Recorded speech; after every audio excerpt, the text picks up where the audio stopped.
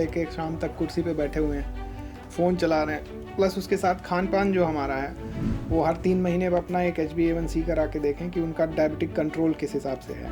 ये जो डायबिटीज़ है वो कौन कौन से अंगों को प्रभाव करता है, मतलब अगर असर डालने की बात करते हैं? देखिए, डायबिटीज़ अपने आप में एक बीमारी तो है ही है, इसके साथ साथ एक सिंड्रोम है, समझिए। चीनी खाने से डायबिटीज़ होती है? हाँ बिल्कुल। तो जैसे मैंने आपको बताया कि रिसेप्टर्स वाला जो फंडा है, चीनी खाने से डायबिटीज़ नहीं होती है, किसी भी चीज़ की अति आप करोगे, इन केस कि अगर आपको डायबिटीज़ ऑलरेडी है और आप डायबिटिक हो तो आपको जितना शुगर नुकसान करेगा उतना गुड़ भी नुकसान करेगा, तो आपको एक लिमिटेड उसमें चीज़ों को रख के चलना पड़ेगा। मतलब डायबिटीज़ जो है, जो लोग धारणा है, लोग जो बोलते हैं कि एक बार जिसको हो जाती है वो हो ही जाती है लाइफ टाइम के लिए। बोला जो टाइप 2 है उसको हम सिर्फ लाइफस्टाइल मॉडिफिकेशन और खान पान से सही कर सकते हैं। अगर बहुत स्ट्रिक्टली सब कुछ फॉलो करें तो हमें इंसुलिन की या क्या दवाओं की भी ज़रूरत नहीं पड़ेगी। Welcome to series Bharat podcast. मैं हूं आपके साथ रत्ना।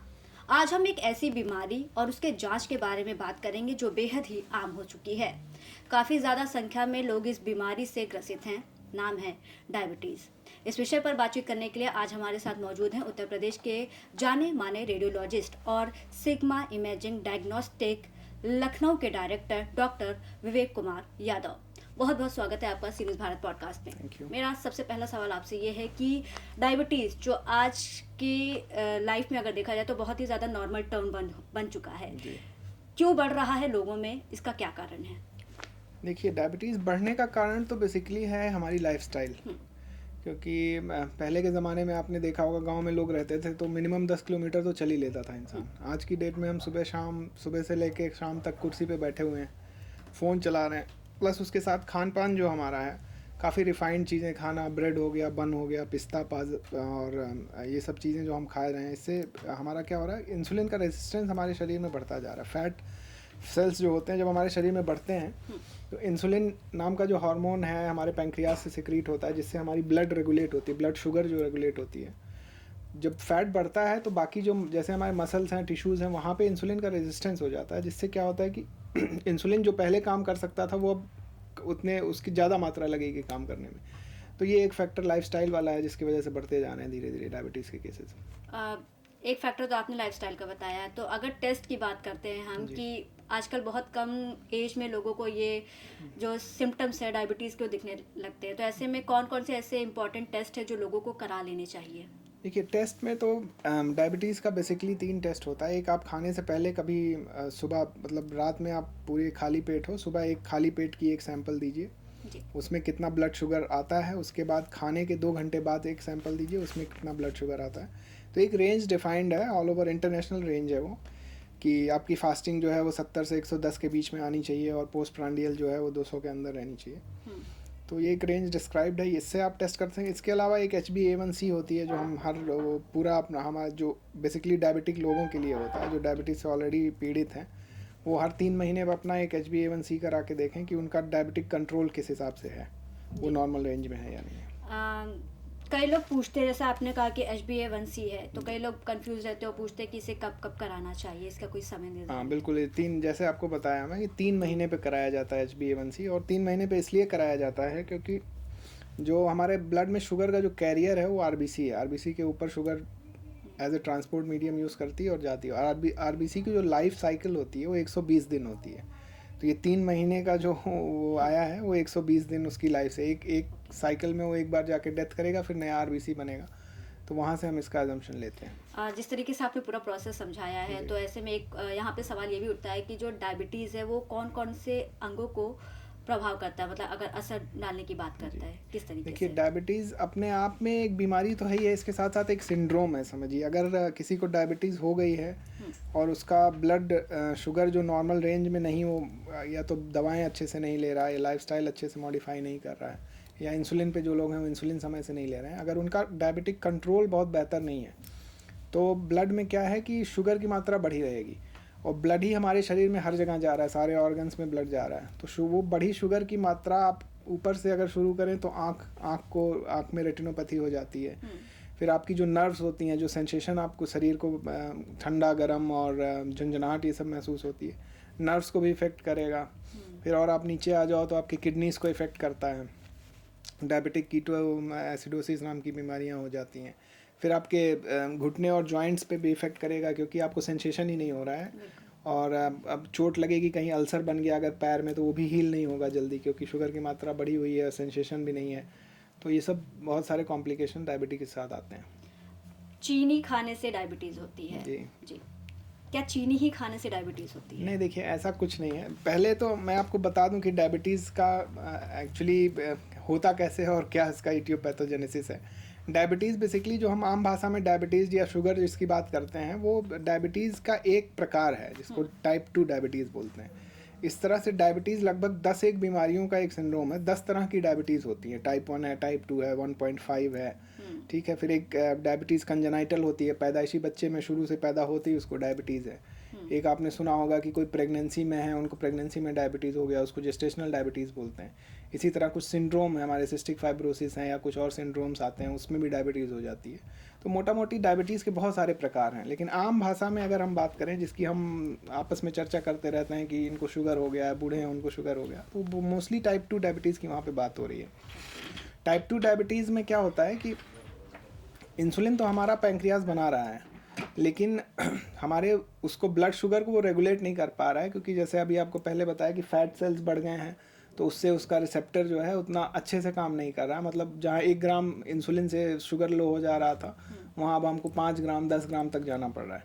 तो पैंक्रियाज इसमें भी ओवर टाइम करता है। मान लीजिए कि उसको तो सिग्नल है कि शुगर है, मान लीजिए 100 से उसको 80 पे लाना है। वो पहले वो थोड़ा काम करके वो ले आता था, अभी उसको और सेल्स एम्प्लॉय करने पड़ रहे हैं, 100 ग्राम है, 100 ml आपको सिक्रीट करके उसको लाना पड़ रहा है। तो ये एक इटियोपैथोजेनेसिस है डायबिटीज़ की। अब आते हैं तो आपके सवाल पे, आपने क्या पूछा था, मैं दिमाग से निकल गया। मैंने यही पूछा था कि जैसे आम धारणा है कि चीनी खाने से डायबिटीज़ होती है। हाँ बिल्कुल। तो जैसे मैंने आपको बताया कि रिसेप्टर्स वाला जो फंडा है, चीनी खाने से डायबिटीज़ नहीं होती है। किसी भी चीज़ की अति आप करोगे, मान लीजिए सुबह शाम सिर्फ चीनी ही खा रहे हैं, प्लस हमारा जेनेटिक भी, हमारे दादा परदादा किसी को डायबिटीज़ रहा है, तो जब भी हम कोई भी मीठी चीज़ खाते हैं, चीनी ले लीजिए आप, कोई मीठे फल ले लीजिए, आम हो गया, केला हो गया, कोई भी ऐसी चीज़ें खा रहे हैं, तो ये सब प्रोसेस होकर हमारे ब्लड में शुगर बढ़ाएगा क्योंकि हमारा बॉडी शुगर के अलावा, ग्लूकोज के अलावा और कोई फ्यूल नहीं समझता है। आप कुछ भी खाओगे वो ग्लूकोज में ही कन्वर्ट होगा और वो फिर जाएगा शरीर में। तो ग्लूकोज बढ़ेगा ही, आप चाहे चीनी खाओ चाहे कोई मीठे फल खाओ, और वो ग्लूकोज बढ़ा और प्लस हम जो है उसको, हमारी लाइफस्टाइल वैसी है कि उसको हम निकाल नहीं पा रहे हैं खुद से, तो वापस पैंक्रियाज फिर वही साइकिल में अपने लगा, वो ज़्यादा सिक्रीशन दे रहा है उसका और इंसुलिन का, और फिर वो इस तरह से ये सर्कल एक बन जाती है जिसमें जो है फिर डायबिटीज़ के लिए प्रोग्रेस करते हैं। तो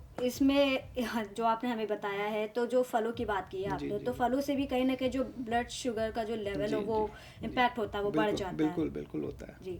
अगर गुड़ की बात करें तो गुड़ को काफ़ी ज़्यादा हेल्दी माना जाता है। कई बीमारियों को ठीक करने के लिए बोला जाता है कि तुम गुड़ खाओ, इम्यून सिस्टम भी ठीक करना तो गुड़ खाओ। इसमें कितनी सच्चाई है कि गुड़ खाने से डायबिटीज़ नहीं होती है? देखिए, ये गुड और बैड वाली एक बात हो गई। जैसे शुगर जो है बहुत ज़्यादा रिफाइंड एक प्रोसेस प्रोडक्ट है कि आप उसको खाओगे तुरंत स्पाइक होगा आपका। गुड़ में क्या है कि वो धीरे धीरे स्पाइक होगा आप, क्योंकि उसके साथ फाइबर भी जा रहा है, गुड़ अनप्रोसेस्ड है थोड़ा सा, तो वो डाइजेशन थोड़ा स्लो होता है, इसलिए उसको थोड़ा हेल्दी बताया गया है। बट इन केस कि अगर आपको डायबिटीज़ ऑलरेडी है और आप डायबिटिक हो, तो आपको जितना शुगर नुकसान करेगा उतना गुड़ भी नुकसान करेगा, तो आपको एक लिमिटेड उसमें चीज़ों को रख के चलना पड़ेगा। अगर हम इंसुलिन की बात करें, उसके डोज की बात करें, तो ये कब देनी पड़ती है, किस समय देनी पड़ती है?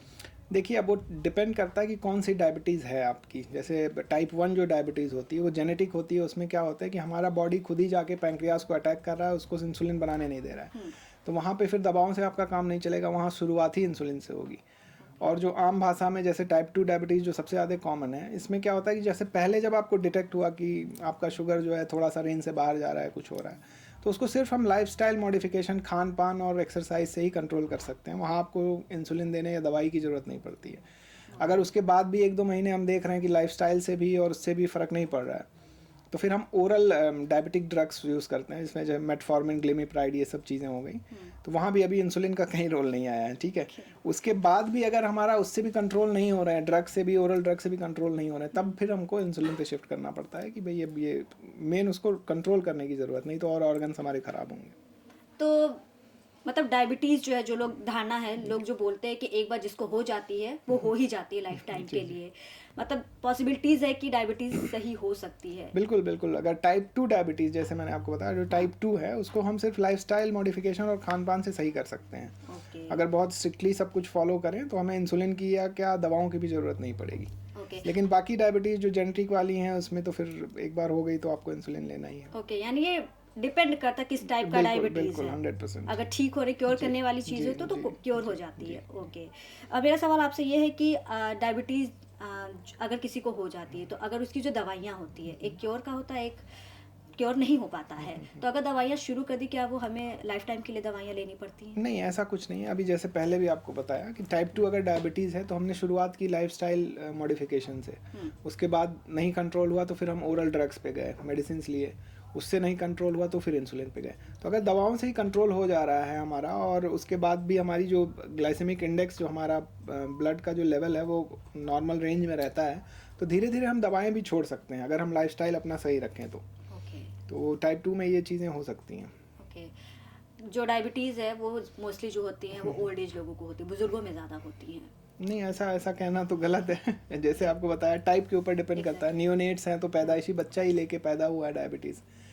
बुजुर्गों में इसलिए कहा गया क्योंकि बुजुर्गों में थोड़ी सी लाइफस्टाइल धीरे धीरे करके सेडेंट्री होती जाती है। जैसे आप यंग हो तो बहुत ज़्यादा काम कर लेते हो, जिम भी चले जाते हैं लोग, भाग दौड़ भी करते हैं। बूढ़े बेचारे क्या है, सुबह उठे, थोड़ा सा बाहर टहला, फिर बिस्तर में पड़ गए, अपना खा पी रहे हैं वहीं पे। इवन बूढ़े तो ज़्यादा अपने आप को लेके सिक्योर रहते हैं कि हमें टहलने जाना है, हमें ज़्यादा कसरत करनी है, जी, एक्सरसाइज करनी जो कर है। रहे हैं उनको नहीं हो रहा है। अच्छा, तो ये भी उनकी लाइफस्टाइल पे डिपेंड बिल्कुल करता है कि उनकी बिल्कुल लाइफस्टाइल 100%। आखिर में है कैसा। कई बार ऐसा होता है कि जो ब्लड शुगर लेवल है वो बढ़ जाता है, तो क्या इससे ये हम मान ले कि जो इंसान है उसको डायबिटीज़ ही हुआ है? देखिए, एक एक टर्म होता है, प्री डायबिटिक स्टेट होता है जिसको बोलते हैं। अगर हमारा पहली बार हम चेक कराएं उसी में हमारा बढ़ा हुआ आया है, तो हमको फिर उसको तुरंत ही नहीं मान लेना चाहिए कि डायबिटीज़ हो गया है, हमें फुल फ्लेज हम दवाएं और इंसुलिन सब शुरू कर दें। ओके तो उसके लिए हम जो है फिर उसको रीचेक कराएंगे, अपना लाइफस्टाइल थोड़ा मॉडिफाई करके। अगर वो दोबारा भी आता है फिर उसके बाद हमें दवा चलानी चाहिए या नहीं, इसलिए एक प्रोफेशनल डॉक्टर से कंसल्ट करना बहुत ज़्यादा ज़रूरी है। खुद ही ना अज्यूम कर लें कि हमें डायबिटीज़ हो गया और दवाएं शुरू कर दें।